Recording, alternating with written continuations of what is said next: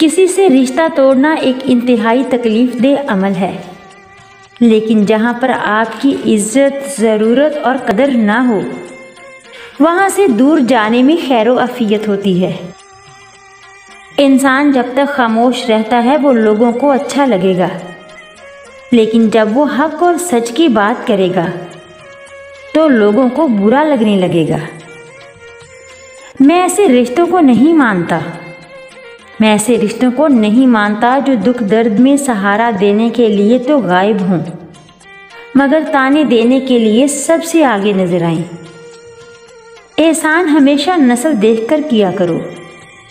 गाय सूखा घास खाकर भी मीठा दूध देती है, जबकि सांप मीठा दूध पीकर भी डस लेता है। सबसे बड़ा मुनाफिक और बदबूदार और काबिल नफरत इंसान वो होता है जो आपसे फ़ायदा भी उठाए और मतलब पूरा होने के बाद आपकी मुखालफत भी करे।